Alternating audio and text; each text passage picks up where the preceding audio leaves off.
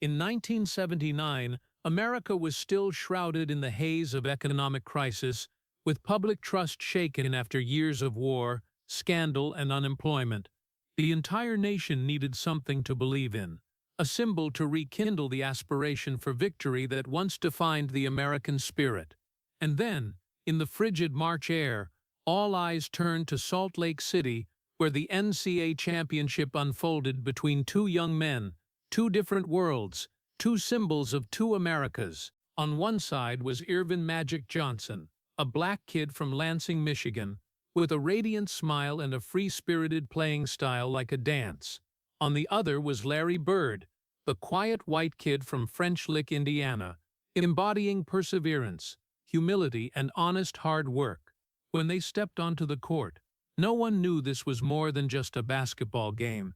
It was the start of a historic chapter. Millions watched on small screens, following every play, feeling as if America was looking at itself in these two contrasting figures. Bird was cold, simple, unsmiling. Magic was bright, confident, his smile a challenge to the world. They weren't just playing for their teams, they carried the weight of two halves of a divided nation, industrial versus rural, white versus black, stoic versus flamboyant. The game ended with Michigan State's victory. Magic raised his arms high, the crowd erupting in cheers, while Bird bowed his head, face dripping with sweat and disappointment. But in that moment, as one won and one lost, both became legends. For from that instant, fate tied them together with an invisible thread, a thread of rivalry, respect, and ultimately friendship. Magic looked at Bird across the court, and Bird, though avoiding that gaze, knew his life had just changed. Two young men, two worlds, one game, and a bond that would last over 4 decades. Was this merely the fate of two rivals, or the start of a friendship only kindred spirits could find? Before they became two halves of the same legend, Magic Johnson and Larry Bird were two boys from worlds that couldn't be more different, two Americas existing within one border, separated by race, geography, and fate.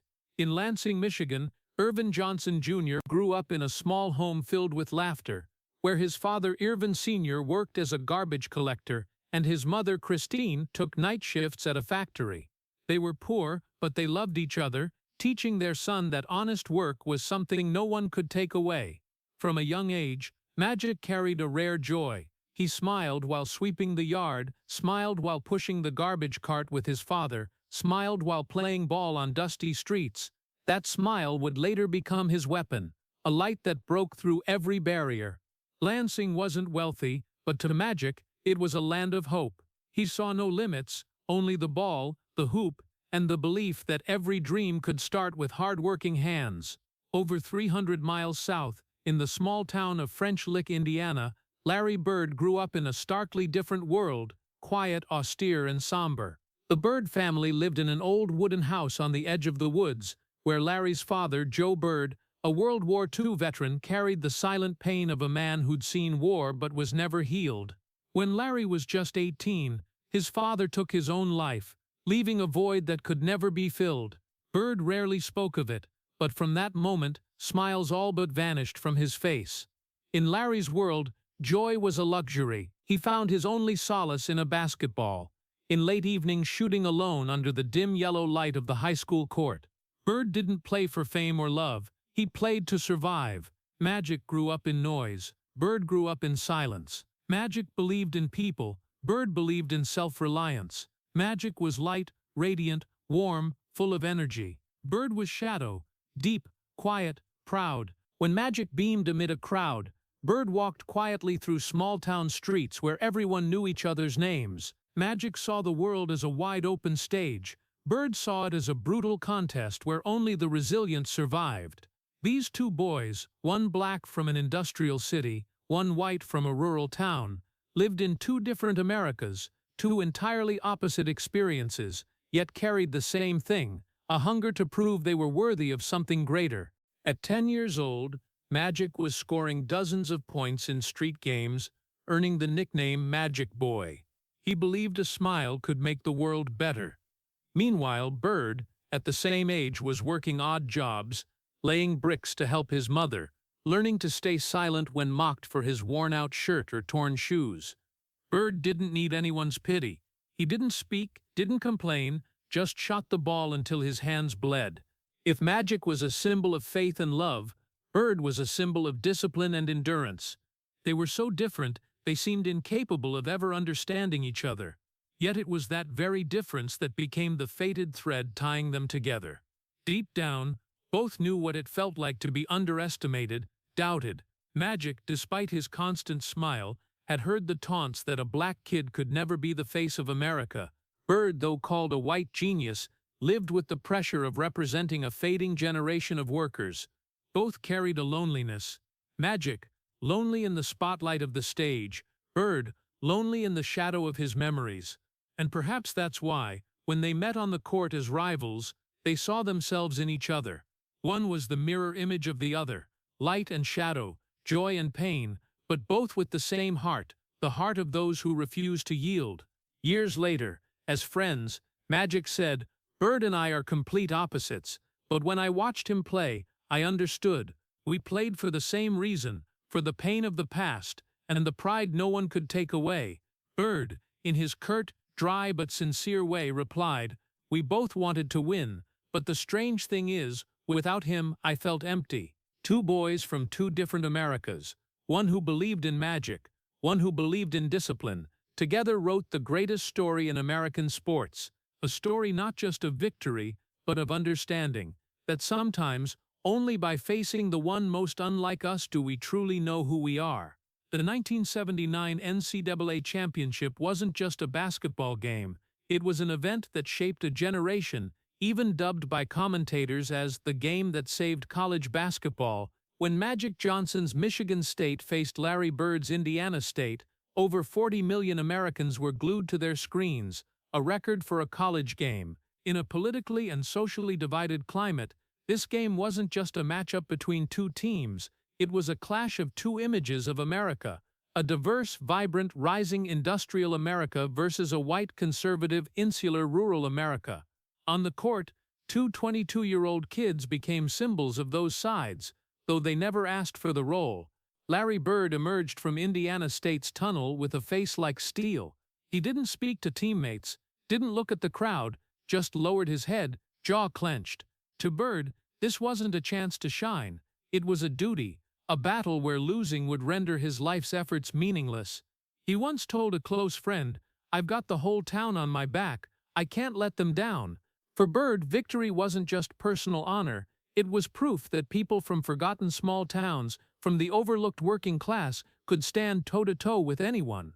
On the other side of the court, Magic Johnson was the perfect contrast. Tall, sturdy, eyes bright, his smile electric, he hugged teammates, shook hands with fans, grinned at the refs. He didn't just bring talent, he brought a joyful, vibrant spirit, earning him the name Magic. But behind that smile was a burning desire to prove that a black kid from Lansing, Michigan, could be the face of a changing America, a nation where black kids weren't just shadows on TV. From the first minute, the stands split in two. On one side, fans chanted Bird's name, cheering for the hard-working white kid, no flash, no noise. On the other, thousands stood shouting Magic, Magic, as if calling for a new future, a young, confident, diverse America. When the ball went up, history began. Bird was steady, relentless, with shots so precise they were chilling. Magic exploded, turning every pass into art, making the crowd leap from their seats. They weren't just playing, they were painting two ways of being. Bird calculated, disciplined, expressionless. Magic, spontaneous, dazzling, bringing joy. Every time Magic smiled, Bird grew quieter. Every time Bird scored, Magic pushed harder to answer. But the pressure weighed heavier on Bird than anyone. The nation was watching to see if the last great white hope of college basketball could hold back the new wave rising from black neighborhoods. Bird played tough, but his hands trembled with fatigue. Indiana State hadn't lost a game all season, but that night, they faced something they couldn't control, the magic of Magic Johnson. Magic led Michigan State like an orchestra. Every pass, every fast break precise, rhythmic. As the second half wore on, the score gap widened, and Bird's eyes grew heavy. When the final buzzer sounded, Michigan State won 75-64. Magic held his head high, hugging teammates as the crowd spilled onto the court, cheering like it was a festival. Bird walked off silently, saying nothing. In the tunnel, Magic approached, offering a handshake, but Bird turned away, not looking at him. Not out of arrogance, but because that loss felt like losing a part of himself. He felt as if all of French Lick had crumbled, as if the spotlight was exposing a loser. Meanwhile, Magic, amid the cheers and confetti, paused, watching his rival disappear. In that moment, he felt empty, as if his victory was missing something.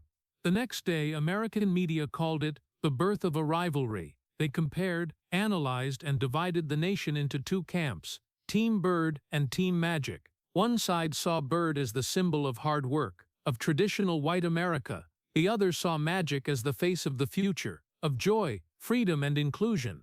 But what few realized was that despite being cast as opposites, Magic and Bird shared the same loneliness, the loneliness of those who must represent something bigger than themselves. In 1979, as Magic lifted the championship trophy and Bird left the court in silence, no one knew it was only the first chapter of a story that would span over 40 years. A story of two men, two symbols, two souls, seemingly born to destroy each other, but chosen by fate to save each other. The seed of Bird versus Magic was planted that night, a seed that grew not only into great games, but into the most sacred friendship in American sports history. After that fateful night in 1979, the paths of Magic Johnson and Larry Bird diverged, but fate seemed to keep them in the same orbit. Just months after the historic NCAA game, Magic joined the Los Angeles Lakers, the team of glamour, Hollywood, and neon lights. Bird signed with the Boston Celtics, the symbol of tradition, discipline, and hard work. Two young men stepped into the NBA like new kings of opposing kingdoms, one from the vibrant West, one from the cold East, one born in the spotlight, one forged in the silence of a poor town. No one knew it, but this was the start of a clash of two civilizations, where sports, culture, and American society intersected in a story bigger than the game. In 1980, the NBA was on its last legs. Empty stands, falling revenue, and a tarnished image from drug scandals and violence. National TV had lost interest in basketball. Americans, post-Kareem Abdul-Jabbar and Julius Erving, were turning away. But then, two young men stepped up, bringing two perfectly opposing styles, and they saved an entire sport. Magic, with his radiant smile, free-spirited, creative, joyful play, dubbed Showtime.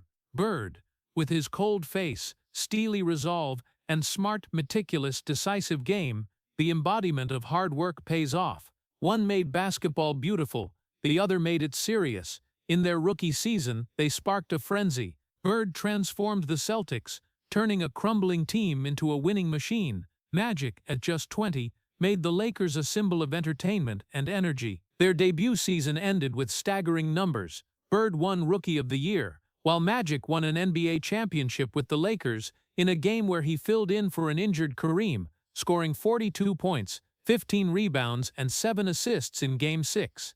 Commentators called it the performance of a new king. America turned back to the NBA, and ESPN wrote, Bird and Magic didn't just play the game, they resurrected it. But what set them apart wasn't just their talent, it was how they represented two halves of America's soul. Magic's Los Angeles was light, music, freedom, and smiles. Bird's Boston was cold snow, sweat, determination, and classic pride. When Magic showed up in a bright suit, Bird took the court in an old sweater. When Magic dined with movie stars, Bird went home to eat fried chicken with his mom. When Magic flashed a grin for the cameras, Bird ducked his head, dodging interviews. They were each other's perfect reflection, so different they became fated.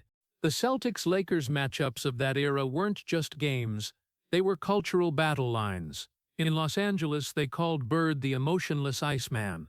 In Boston, they said Magic was just putting on a show. But that's why, whenever the two teams met, the nation stopped to watch. Americans saw in them the contrasts they grappled with in their own lives: freedom versus discipline, white versus black, reason versus emotion. When Magic led the Lakers soaring with passes that felt like magic, Bird answered with shots so precise they were chilling. One made the crowd laugh, the other made them hold their breath. The more they competed, the higher they pushed each other. Bird won MVP in 1981, leading the Celtics to an NBA championship.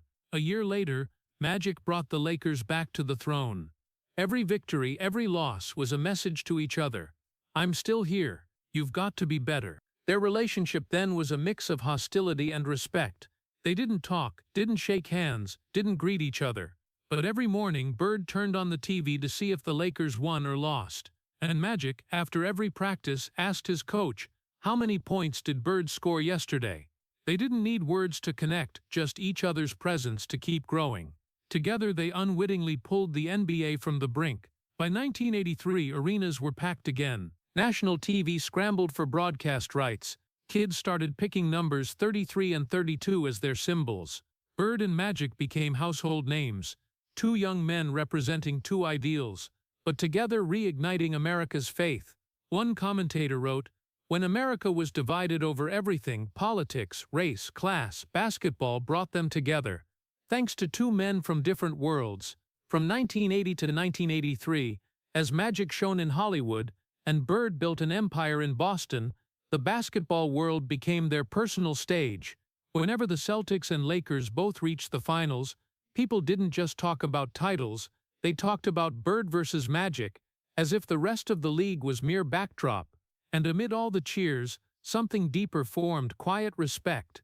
Though never spoken, both understood they needed each other to be great. Bird was Magic's measure, and Magic was the limit Bird always aimed to surpass. Two men, two symbols, two Americas, rising in parallel, destined for a new clash where light and shadow would face off again, and the legend would truly begin. In 1984, fate brought Larry Bird and Magic Johnson back to the same stage, the first time since the 1979 NCAA championship. 6 years later, both had become icons, towering giants of the NBA. The Los Angeles Lakers stood for glamour, speed, and joy. Showtime brilliance led by Magic Johnson, James Worthy, and Kareem Abdul-Jabbar. The Boston Celtics were a fortress of tradition, muscle, disciplined basketball, and the cold green spirit of Larry Bird, Kevin McHale, and Robert Parrish. When both teams entered the 1984 NBA Finals, no one saw it as just a series of games. It was a war between two Americas, two ways of life, two beliefs about what glory meant.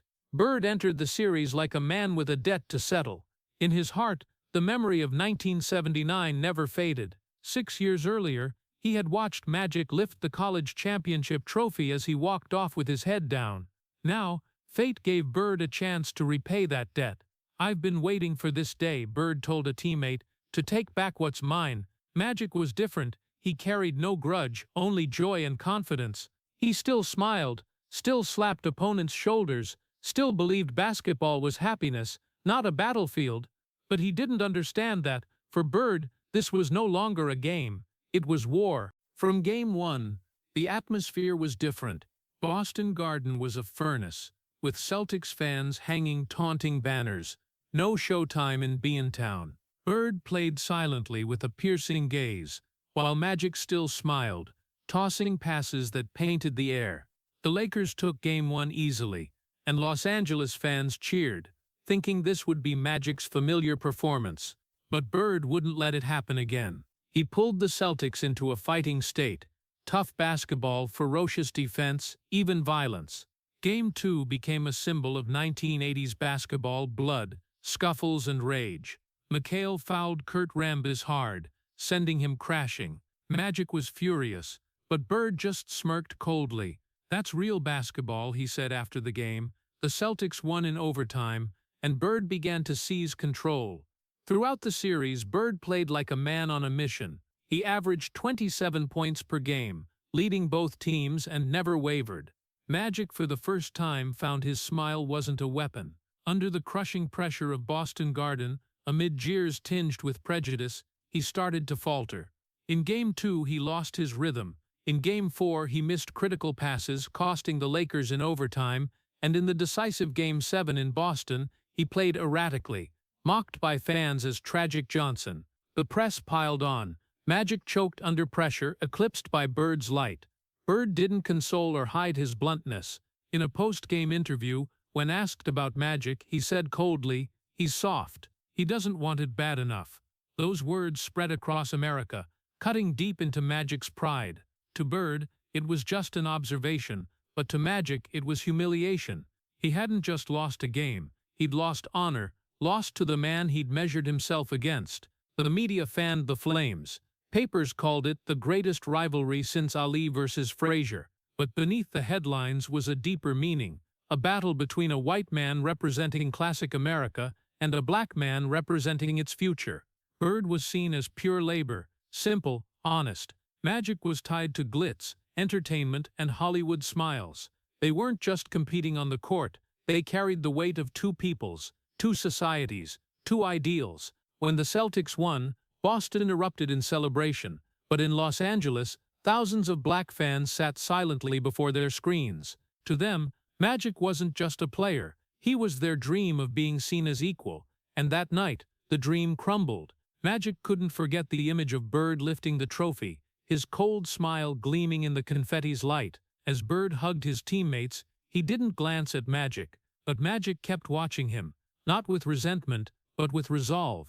Days later, in an interview, Magic said softly, "I did everything wrong, I wasn't hungry enough.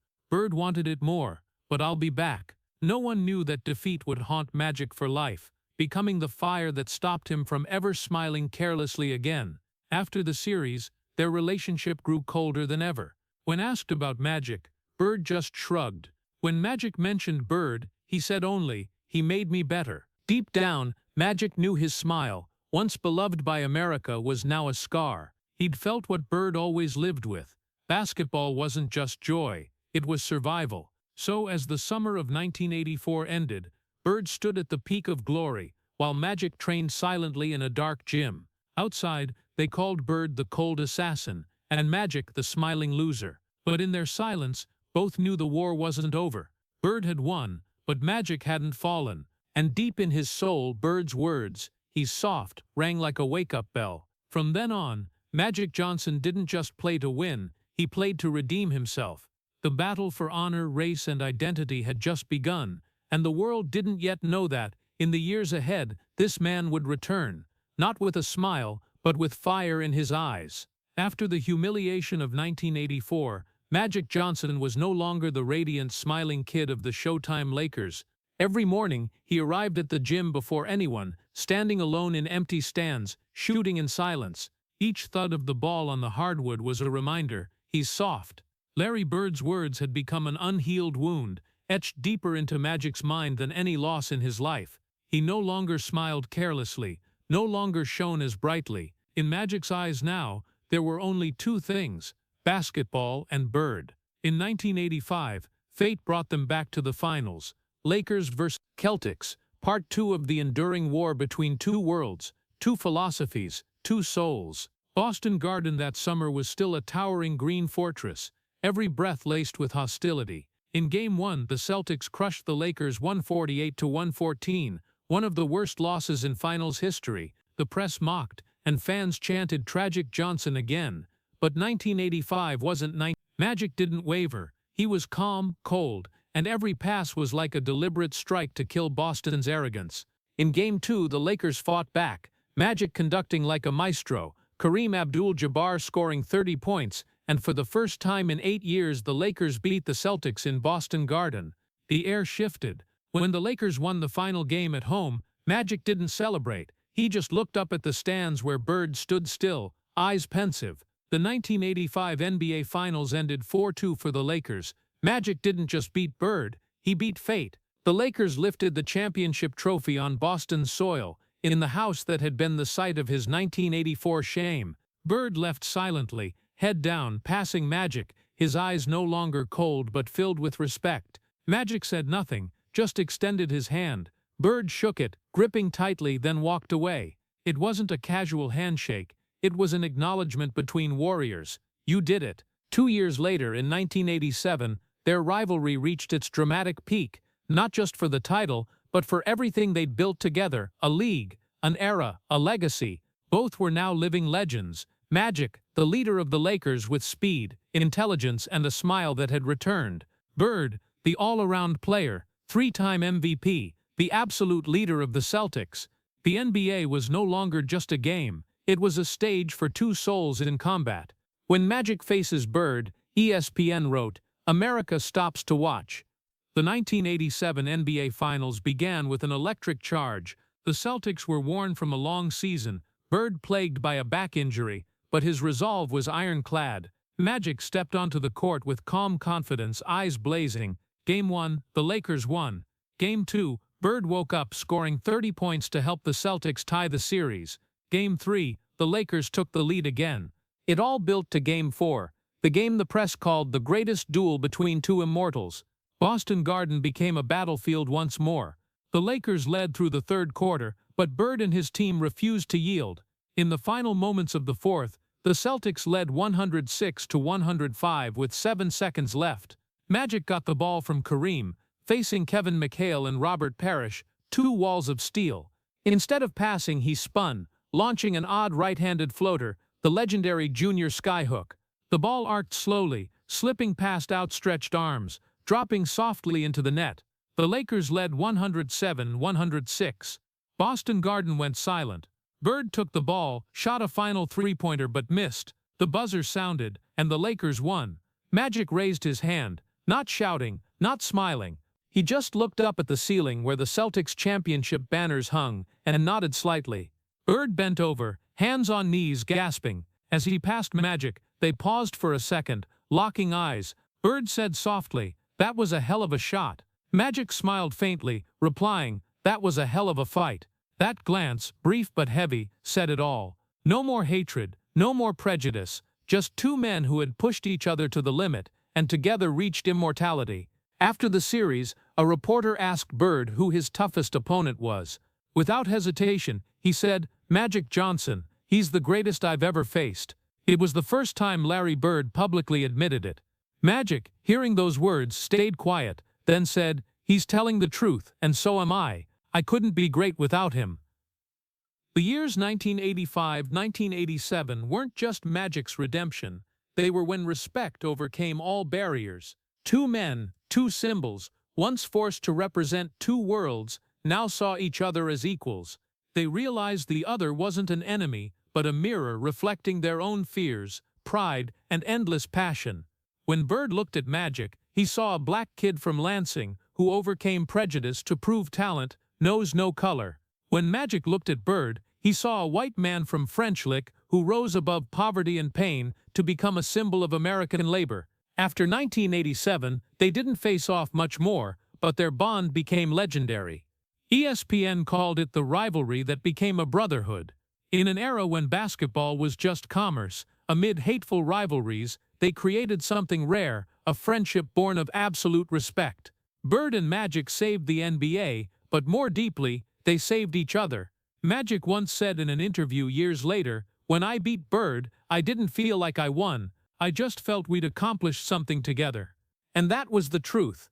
In a sports world where losers are forgotten, one thing makes people immortal: finding someone great enough to make you the best version of yourself. And in the history of basketball, or perhaps all of American history, no one did that for each other more than Magic Johnson and Larry Bird. In 1986, as the Celtics-Lakers war reached its peak, something unexpected happened. While America saw them as sworn enemies, fate arranged for Magic Johnson and Larry Bird to meet, not on the court, but in a sneaker commercial.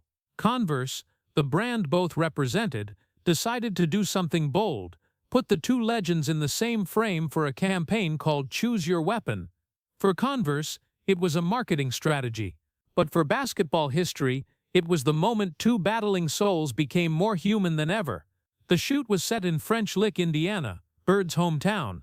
Magic wasn't thrilled about the idea. "I knew I was walking into his territory," he recalled with a wry smile. French Lick was a small conservative town where black people rarely set foot. When the film crew arrived, a heavy atmosphere hung over them. Local townsfolk stood outside the court, silently watching Magic step out of the car, their eyes a mix of curiosity and wariness. Bird greeted him with a brief, cold handshake, as chilly as the April morning in Indiana. Two men who divided a nation stood side by side, silent, awkward, as if they had nothing to say beyond basketball. Filming began. The director asked for rivalry, defiant stares, cocky gestures. For Bird, it was easy. For Magic, it was a conflict. He couldn't truly hate the other man, though the world told him he should. After hours of tense shooting, the director called a break. Bird suddenly turned to Magic and said softly, "You hungry? My mom made lunch." That simple sentence changed everything. Magic hesitated, then nodded. They walked into the small wooden house by the farm where Bird grew up. No glamour, no spotlights, just the smell of coffee, bread, and midday chickens. Georgia Bird, Larry's mother, smiled warmly at Magic. "Magic, you're my favorite player," she said, stunning both men. Bird gaped at his mom while Magic burst out laughing, his real smile returning for the first time that day. "Don't let him hear that," Magic teased, pointing at Bird. Mrs. Bird laughed loudly, and in that moment the ice broke. Over lunch in that humble kitchen, with no cameras, no media, just two men across a table, they shared cold cuts and stories of their childhoods. Magic spoke of his parents, his garbage collector father and his mother working night shifts, about the days kids called him Garbage Boy. Bird spoke of his father, a war veteran haunted by battles, and the morning he took his own life. Both fell silent for a long moment. In their eyes, the distance vanished. They realized they weren't as different as the world thought. Both poor kids, both raised fearing obscurity, both sacrificing youth for a basketball. When lunch ended, Bird took Magic to the backyard. They tossed a few shots at an old rusty hoop with a weathered wooden backboard. Magic grinned. "This is where it started for you, huh?" Bird nodded. "And where I'll end." In that moment, Magic felt something strange. He no longer wanted to beat Bird. He wanted to understand him. They shot hoops, talked, laughed, real laughs, not for the cameras. When filming resumed, the director was stunned. They now looked natural, in sync, friendly. They weren't rivals playing roles anymore. They were two people respecting each other. As the crew left, Bird walked Magic to his car. He said simply, "You know, I don't hate you." Magic laughed. "I know. We just need each other to make people believe in this game." Bird nodded, shook his hand again, this time firmer, warmer. Magic got in the car, glancing back at the little wooden house where a small miracle had happened, where two enemies began to become friends. When the ad aired, America was stunned. On TV, Magic and Bird stood side by side, two opposing worlds in one frame. Viewers saw that behind the fiery games were two flesh-and-blood men who could laugh, empathize, and respect. ESPN wrote, "That commercial didn't just sell shoes. It sold humanity." From that day, though still rivals, they started talking, calling, sending Christmas cards. No one knew, no one believed, because the world wanted them to hate each other. But between these two men, a quiet friendship sprouted, one that didn't need to be public, didn't need proof, just needed to exist. Bird and Magic, two halves of the same legend, finally understood. Only off the court could they truly see each other's humanity. And sometimes, in the moments no one watches, the fiercest rivals become the truest friends. After that 1986 commercial shoot, something quiet but profound shifted. No one knew, no one wrote about it, but between Magic Johnson and Larry Bird, once enemies, a silent, fragile, yet unbreakable bond formed, stronger than any relationship they'd ever had. From then on, Bird's phone would occasionally ring late at night, and on the other end was Magic's familiar, warm, easy voice. "Just checking if you're still alive," Magic would joke. Bird, never one for words, would reply, "Still here, not dead yet." But those short calls began to stretch, from minutes to tens of minutes, from basketball to life. Magic shared with Bird the weight of fame, days he had to smile despite feeling empty, mornings waking in strange hotels, surrounded by thousands who loved him but didn't truly know him. "I'm bathed in light," he said, "but sometimes I feel like I'm living in the dark." Bird listened silently, not interrupting. When Magic paused, Bird said only, "I get it." Then he spoke of long nights after games at Boston Garden, where thousands chanted his name, but back in his small apartment, there was just the ticking clock and a yellow bulb. "I don't have anyone to talk to. People think I'm cold, but really, I'm just scared to open up." Between two men who seemed so different, one light, one shadow, existed the same loneliness. Magic lived in noise, Bird in silence, but both learned to hide their emptiness behind their roles. They didn't talk much, didn't share sentimental confessions, didn't write letters or meet for coffee, but when the world felt too heavy, they knew they could pick up the phone and hear an honest voice. No advice, no comfort needed, just presence. Years later, Magic said Bird was the only person he could talk to without wearing a mask. With him I wasn't Magic, he said. I was just Irvin. Bird, in a rare moment with a reporter, said, "We don't talk often, but when Magic calls I always answer, because I know if he's calling it's important." Their friendship wasn't hugs or "I miss yous." It lived in silence, in listening without needing to respond. When Bird's back pain sidelined him for most of the 1989 season, Magic was the first to text, no flourish, just "I'm still here." When Magic faced media attacks after a loss, Bird called just to say, "Don't read the papers, they don't get you." It was a friendship that didn't need proof or display. If Bird rarely voiced emotions, Magic rarely hid them, and maybe that's why they balanced each other. Magic showed Bird it was okay to feel. Bird showed Magic silence could be the sincerest care. When asked who was the rival who always pushed him to be better, Magic didn't hesitate. "Bird, not because he scared me, but because he understood me more than anyone." And Bird, asked who he couldn't hate despite trying, said only, "Magic. He made me laugh even when I wanted to punch him." The world still saw them as rivals. The press wrote of an endless war, but only they knew that behind the fiery clashes were quiet nights of sharing. As the NBA became a global empire, they stepped back, making way for the new generation, but their bond never broke. Once, at a press conference, when asked who Magic would first invite to his Hall of Fame induction, he just smiled. "I think he already knows. No name needed, but everyone understood. Larry Bird." And when that day came, Bird was the one who stepped on stage to introduce Magic Johnson into the Hall of Fame, a rare act between rivals who once stood on opposite sides. Bird spoke briefly, voice trembling slightly.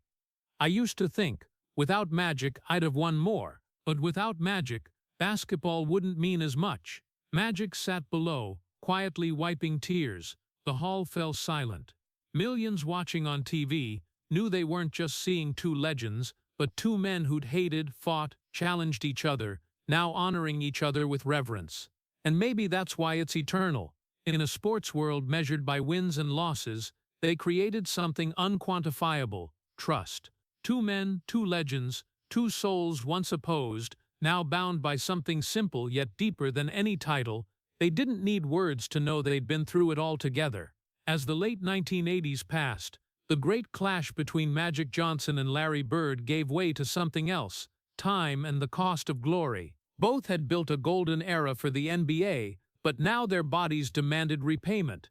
Bird, once tough as stone, felt sharp pains in his back with every jump. At first it was a tingling numbness, then a relentless ache, making it impossible to bend or tie his shoes without wincing.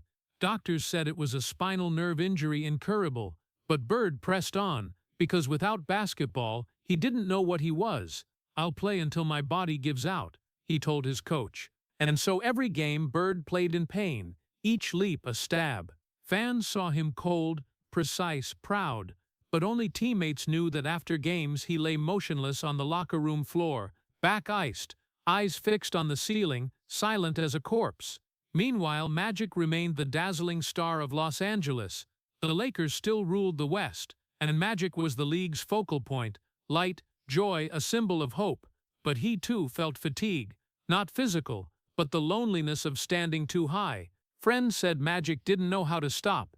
He lived like every day was a finals game, yet to the public he was the picture of health, success, and endless smiles. Both Magic and Bird were no longer young men hungry to prove themselves. They were legends, but also men slowly realizing the stage lights were dimming. Then on November 7, 1991, the world stopped. At a press conference in Los Angeles, Magic Johnson stepped to the podium, his face uncharacteristically solemn. Camera flashes flared. Hundreds of reporters waited. His voice trembled but was clear. "Today I'm going to retire from the Lakers, because I have tested positive for the HIV virus." The room went silent. A few gasps, then stillness. Magic, the symbol of health and light, stood there admitting he carried a disease America then saw as a death sentence. In that moment, all glory crumbled. The press went wild. Fans wept. Teammates reeled. The world seemed to lose something. A piece of optimism, of belief in immortality. In Indiana, Larry Bird was in the locker room after a Celtics practice when an assistant tossed a newspaper on the table. Bird read the headline, unable to believe his eyes. He said nothing, just sat, eyes red. Moments later, he stood, walked to the bathroom, shut the door and cried. Not the tears of a rival mourning a legend, but of a friend who'd lost part of his soul. Bird told his coach, "I feel like I lost a part of me today." For years, Bird had battled Magic on the court, seeing him as a target to surpass, a mountain to climb. But now, hearing Magic carried a disease stigmatized by society, Bird felt empty. No one left to challenge, to compete with, to create moments that made the world hold its breath. Their quiet friendship, nurtured by respect and understanding, became a dull ache. Bird couldn't fly to Los Angeles, couldn't appear publicly, but he did the only thing his heart demanded. He picked up the phone. Magic, in his Beverly Hills home, sat amid ringing phones, knocking reporters and calling teammates, but answered only one call. The voice on the other end was low, raspy, deliberate. "It's me, Larry." Magic was silent for a few seconds, then gave a soft laugh. Though tears fell, Bird continued, "You'll fight this, like you fought me, and you'll win." Magic could only say, "Thank you, brother." In that moment, two men who'd represented two halves of America became just friends. No cameras, no stage, just two voices, one encouragement, and a friendship real to the bone. After the press conference, America went quiet. ESPN stopped replaying games. Papers stopped talking wins or losses. Everyone spoke of Magic, his smile, and the shock of HIV. In an era when HIV/AIDS was feared and stigmatized, Magic's public admission was unprecedented courage. He became the new face of the fight against fear. And somewhere, in a cold Indiana house, Larry Bird watched every news clip, every photo. When he saw Magic still smiling, he smiled too. But it was a tearful smile. In a later interview, when asked how he felt about the news, Bird said only, "I just hope he knows I'm here." That was Bird's way of saying "I care." Few words, but heavy with feeling. And in the years that followed, whenever Magic appeared on TV, sharing his journey with HIV, Bird watched, quietly, without fanfare, like an older brother keeping watch from afar. The year 1991 was a turning point, not just for Magic, but for America. A man who symbolized strength faced death, and his greatest rival became his spiritual anchor. Basketball was no longer about games, it became about humanity. Bird was right, he lost a part of himself that day. But that part tied to Magic would live forever, because sometimes, fate doesn't create rivals to defeat each other, but to remind us that some souls are born to face the darkness together. In 1992, Barcelona, the summer sun shone down on European basketball courts where the world was about to witness something unprecedented. An American team of the greatest legends ever assembled, the Dream Team. Michael Jordan, Charles Barkley, Karl Malone, Scottie Pippen, Patrick Ewing. But when Magic Johnson and Larry Bird stepped out together, the stands erupted. Two men who'd clashed for over a decade, splitting America between Boston and Los Angeles, now sat side by side in the same colors, red, white, and blue. One carried a disease once seen as a death sentence. The other bore a back so pained doctors urged retirement. But both had reasons to be there. For Magic, it was a chance to prove HIV couldn't kill the human spirit. For Bird, it was a final gift to an old friend, the one who'd made him feel both hatred and admiration. At the first practice, the team formed a circle as coach Chuck Daly spoke. "We're no longer rivals. Today we're teammates. We're America." Magic turned to Bird, smiling. "When I wear this jersey, I'm not a Laker. I'm your teammate." Bird nodded slightly, his eyes lighting up. In that moment, the past, finals battles, game-winning shots, judgments, pain melted away. Only two men remained, two souls who'd weathered storms, now united in a single mission. On the practice court, Magic was still quick, fiery as ever, despite daily meds to keep his strength. Bird wasn't the same, his back limiting him to minimal play, but he refused to quit. "If Magic's still here," he said, "I have to be too."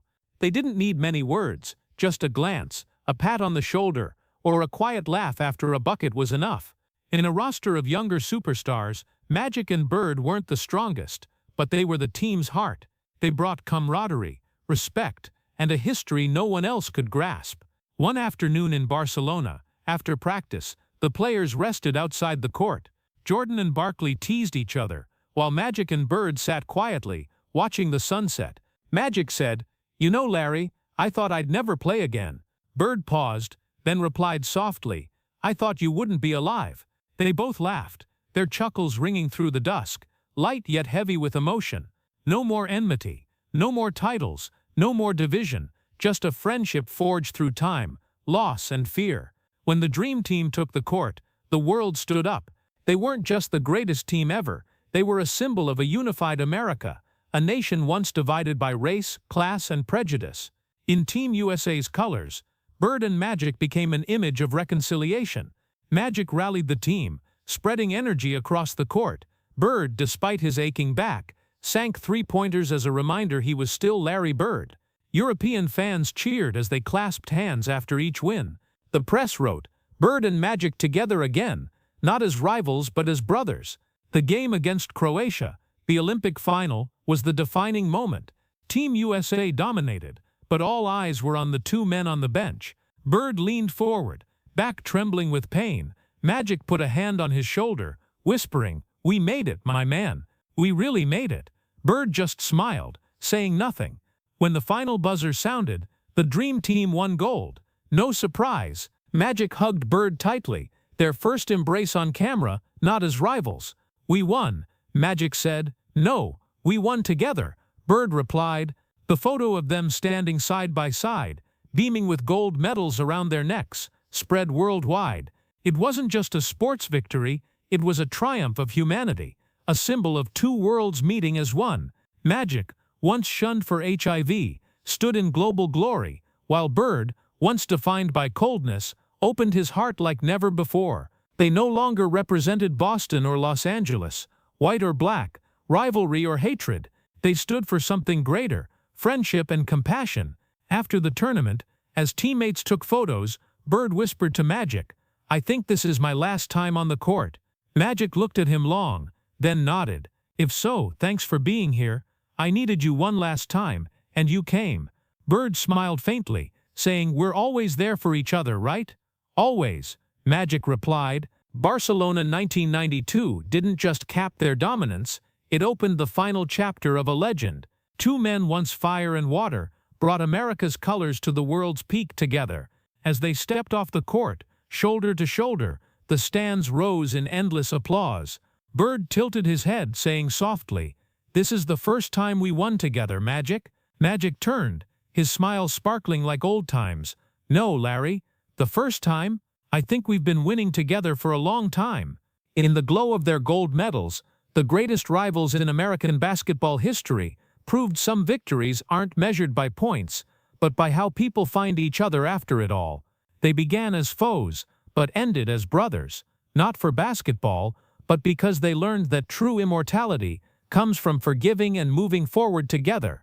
After Barcelona's 1992 glory, the basketball world seemed to close a legendary chapter. Larry Bird returned to Indiana, his body so broken he lay flat on the floor each morning, just to stand. His back couldn't handle another jump. After the Olympics, he retired, quietly. No tears, no lavish ceremony. When reporters asked how he felt, Bird said only, "It's time." America knew an era had ended. Magic, months later, tried a comeback. Despite HIV, he never stopped loving basketball. He briefly returned to the Lakers in 1996, but soon realized not every battle needed another fight. He left the court, crossing the white line one last time, looking back at the cheering stands and smiling, the smile that once saved a league. In the years that followed, Bird and Magic took different paths, yet seemed to flow parallel like rivers, branching then merging into the sea. Bird became an executive for the Indiana Pacers, quiet, strict, precise as he'd played. No longer the cold three-point shooter, he built teams with discipline and instinct. He shunned the media, avoided TV, stayed clear of noise. He lived in his old wooden house near French Lick, where winters were long and silent. When asked if he missed the glory days, Bird just smiled. "I miss Magic more than I miss the games." Magic, in contrast, dove into life with his unique energy. He launched Magic Johnson Enterprises, investing in theaters, real estate, Later Starbucks, the Dodgers, Sparks, and LAFC. He became a symbol of post-sports success, a survivor not just physically but spiritually. He turned the HIV tragedy into a drive to live, traveling America to speak on hope, strength, and facing fear. But amid flights, speeches, and multi-million-dollar deals, when asked about Larry Bird, Magic always paused, gave a gentle smile and said, "Bird doesn't talk much, but when he does, I listen."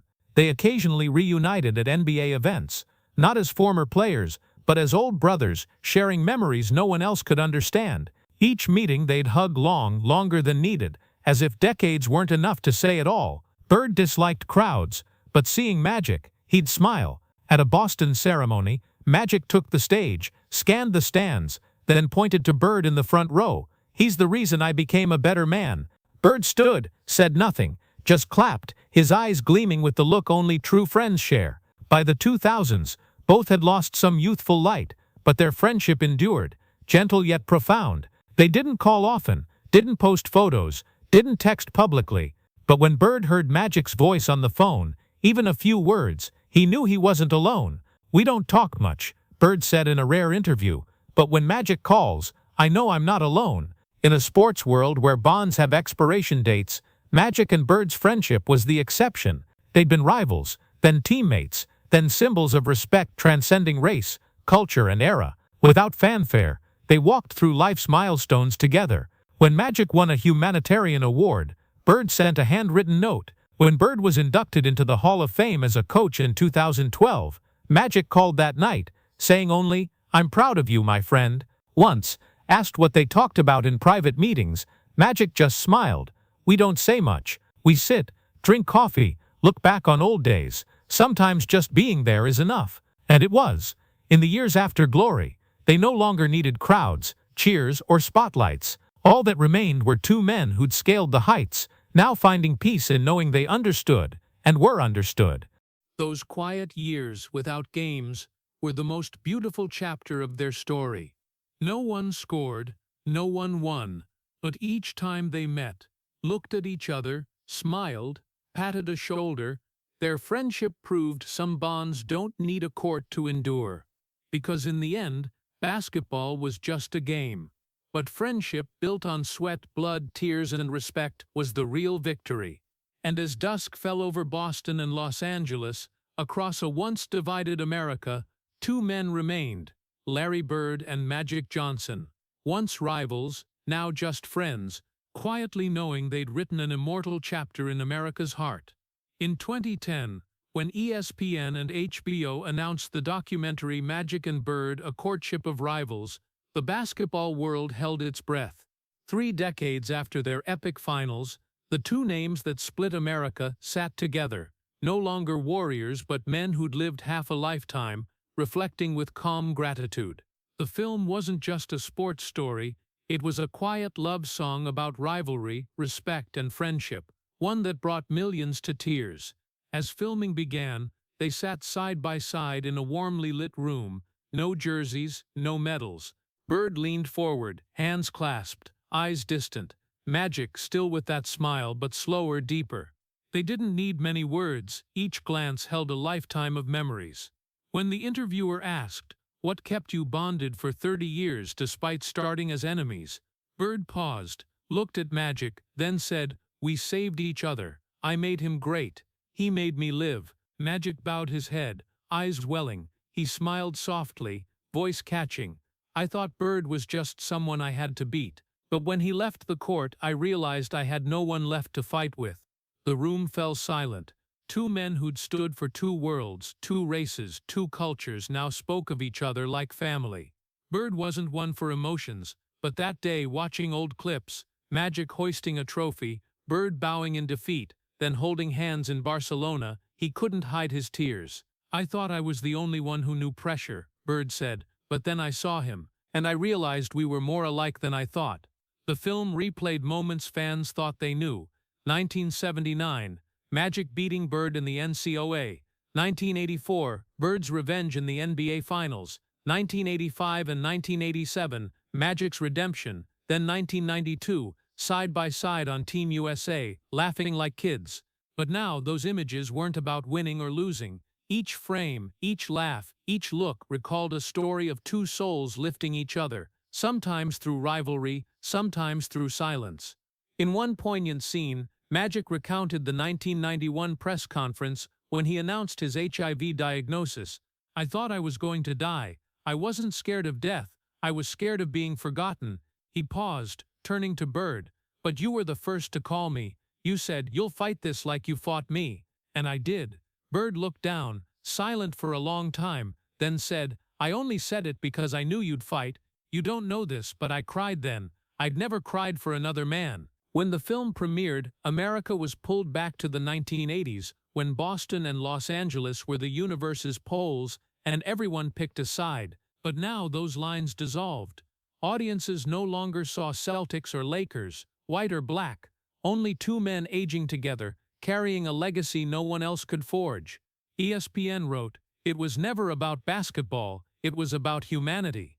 At the premiere, Bird and Magic sat together. As the crowd rose in applause, Bird leaned to Magic, whispering, "You did good, Magic." Magic smiled, replying, "No, we did good." On camera, Bird blinked quickly, and Magic rested a hand on his shoulder. Two trembling, calloused hands, hands that shot, passed, fought, now held only gentleness. The film closed with Bird and Magic walking down the old Boston Gardens hallway, chatting like old friends recalling youth. Bird said, "I miss the noise here." Magic replied, "I miss the booze too. I miss how you'd hit a three and smirk at me." Bird chuckled, voice raspy, "And I miss wanting to punch you every time you threw some crazy pass." Magic shot back, "And you still got beat." They burst into laughter, their voices echoing in the empty hall, blending with fading footsteps. That moment showed, all legends age, but their memories never fade. In NBA history, no two men ever rivaled and cherished each other like this. Magic once said, "Without Bird, I'd just be a good player. Because of him, I'm a legend." Bird ended the film with words that left the room in tears. "Me and Magic, we'll never have those days again, but thank God we lived them fully." The final image lingered on two old friends sitting together, eyes misty, gazing at an empty court. No fireworks, no cheers, just two men, two souls who'd carried America on their shoulders, now at peace together. And perhaps that was their greatest victory. Not the trophies, not the MVPs, but that after it all they still had each other. The legacy of Larry Bird and Magic Johnson lies not just in numbers. 8 NBA titles, 6 MVP awards, or hundreds of epic matchups, but in how they forever changed how the world sees basketball. Before they arrived, the NBA was dying, mired in financial crises, scandals, and fan apathy. But from the late 1970s, two young men, one from the small town of French Lick, Indiana, the other from the working-class streets of Lansing, Michigan, rewrote the fate of an entire sport. They didn't just save the NBA from collapse, they turned it into a cultural icon, a shared language of passion, competition, and the American spirit. From 1979 to 1992, America witnessed not just a sports rivalry, but a journey that redefined rivalry. When Bird and Magic clashed, it wasn't just a game, it was two worlds colliding. Green Boston, representing discipline, pride, and traditional labor. Purple and gold Los Angeles, symbolizing joy, creativity, and glamour. Each matchup spiked TV ratings, doubled NBA revenue, and sent kids across America to courts, dreaming of wearing number 33 or 32. But deeper still, Bird and Magic gave fans what sports had lost: raw emotion, the belief that a rival isn't an enemy, and that differences can coexist. In an America still divided by race, class, and prejudice, the Bird-Magic story was a metaphor for reconciliation. A white man from the conservative Midwest, a black man from a northern industrial city, one cold, quiet, the other warm, vibrant. They didn't just play for their teams but for two halves of a nation. And as they rose, respecting each other, America saw what politics, culture, or society rarely achieved. Two opposites could honor each other without hatred. More than anyone, they paved the way for future generations. For Michael Jordan, Kobe Bryant, LeBron James, Steph Curry. Before Bird and Magic, basketball was a local sport. After them, the NBA became a global language. When Jordan conquered the world in the 1990s, the foundation was already set. laid by two men with sweat, blood, and honest competition. They turned the NBA into a stage where individuality was celebrated, where every style, whether dazzling Showtime or gritty blue-collar, had a place. But what makes their legacy unique isn't just glory, it's humanity. Throughout their careers, neither Bird nor Magic defined the other with hatred. Despite media attempts to stoke conflict, they maintained a rare respect. Magic once said, "He made me better every day, not because I hated him, but because I admired him." Bird, ever reserved, later admitted, "People said we were enemies, but deep down I knew I only wanted to beat him because I respected him." That respect became a beacon for younger generations in an era where victory often came with arrogance. Their legacy transcends sports. They're living proof that differences aren't barriers but catalysts for greatness. Bird taught the world that discipline and silence can forge legends. Magic taught that a smile and faith can overcome prejudice. One stood for inner strength, the other for outward vitality. Together, they painted the fullest picture of the American spirit: courageous, diverse, imperfect, but always striving for better. Sports historians often say the NBA might not have died without them, but it wouldn't be alive like it is now. They didn't just build an empire, they set a moral standard for modern sports: that competition only matters when paired with respect, that wins and losses are just a small part of a bigger story, the story of humanity. In 2010, at the NBA's 50th anniversary celebration, Bird and Magic were invited on stage together. They looked at each other, smiled, and raised their hands to thousands of fans. No one mentioned Celtics or Lakers, MVPs or titles. All saw two men, once rivals, once bloodied, once tearful, now standing as pillars of history. Below, Michael Jordan, LeBron James, Kobe Bryant stood and clapped. Magic once said, "I never thought I'd find someone who understood me so well, but I did, in the man I wanted to beat most." Bird quietly summed it up: "We didn't just play basketball, we redefined what it means." And perhaps that's their true legacy. When titles, medals, and cheers faded, what remained wasn't scoreboards but how they made others feel. They taught America and the world that basketball isn't just a game of hands but of hearts. And in that game, Larry Bird and Magic Johnson will forever be two men who saved it, not just with talent, but with humanity. Now, past their 60s, Larry Bird and Magic Johnson are no longer just names tied to basketball. They're symbols of time, loyalty, and a friendship that outlasts glory. Each lives his own life. Bird secluded amid Indiana's quiet fields, in a simple home not far from where he was born. Magic in Los Angeles's glow, among buildings bearing his name, thriving in business and charity.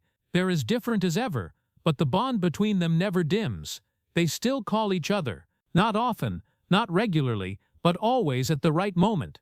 Bird doesn't use social media, shuns interviews, but if Magic calls, he answers.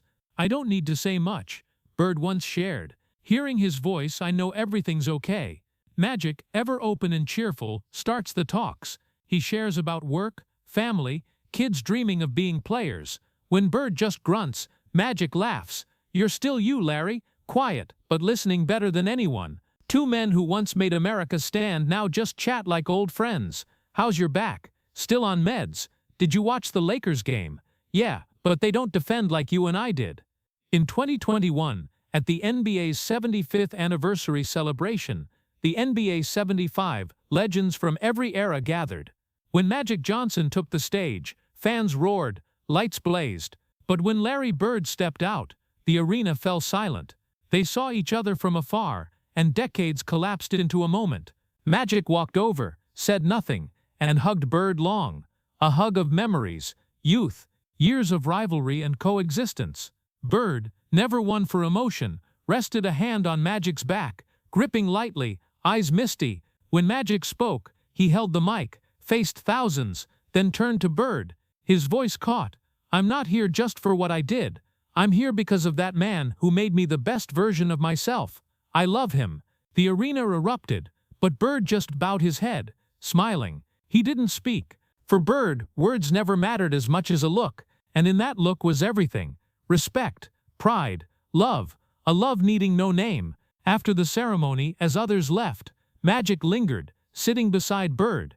They gazed at the empty stage. "You believe it," Magic said, We made the world pick sides, and now they love us both." Bird chuckled, "Probably 'cause they got old, like us." Magic shook his head. "No, they finally saw we were never enemies." Bird paused, eyes distant. "True," he said softly, "we were just two guys trying to live fully. Maybe that's why we got each other more than anyone. Time changes everything, but not what they built." When Magic was sick, Bird called to check in. When Bird had back surgery, Magic sent flowers with a handwritten note. "Get well soon, my brother. We still have stories left to tell." Each year, for Magic's birthday, Bird sends a simple gift, sometimes a bottle of wine, sometimes a signed basketball. Still rivals, forever friends. On a TV show, the host asked Magic, "What do you remember most about Bird?" He smiled, "How he never said I love you, but made me feel it every time I saw him." Bird asked about Magic, said simply, "He's the light, and I'm lucky to have been in it." Now, past the midpoint of life, with gray hair and trembling hands, their friendship needs no proof through games or titles. It lives in small moments, a call, a note, a hug amid a crowded stage. They went from rivals to teammates to soulmates, a journey few in sports complete. In a world that remembers who scored more, won more, Bird and Magic left a different legacy. They remind us that sports and life aren't just about winning, but finding someone who makes you better. And they found that in each other. One quiet Indiana afternoon, Magic visited Bird. They sat on the porch, watching golden fields stretch out. Magic said softly, "You ever think all this? You and me made America a little better." Bird didn't answer right away, just gazed ahead, then smiled. If it did, it was worth it.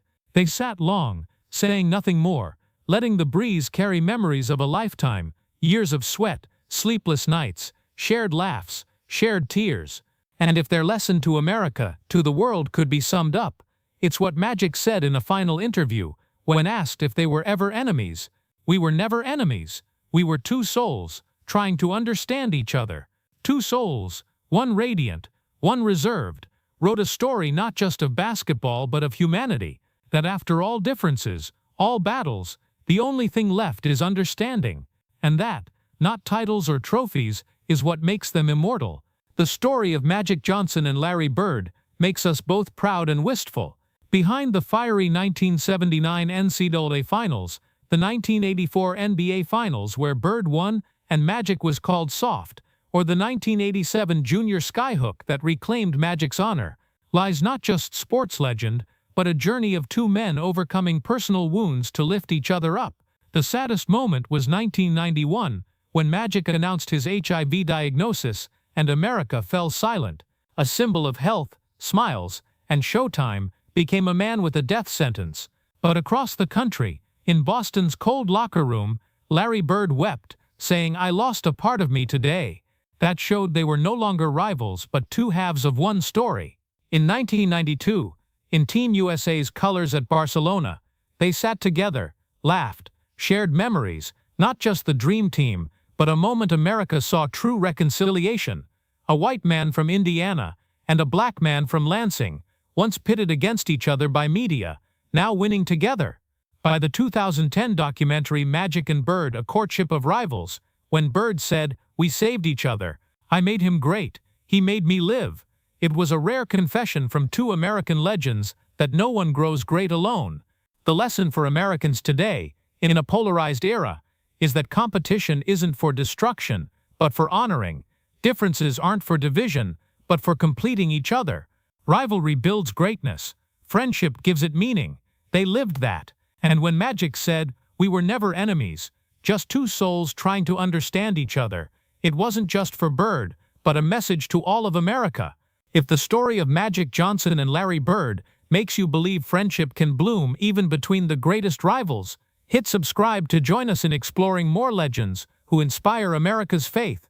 Thank you for watching. See you in the next video, where we continue telling stories of humanity, resilience, and friendships that rise above victory.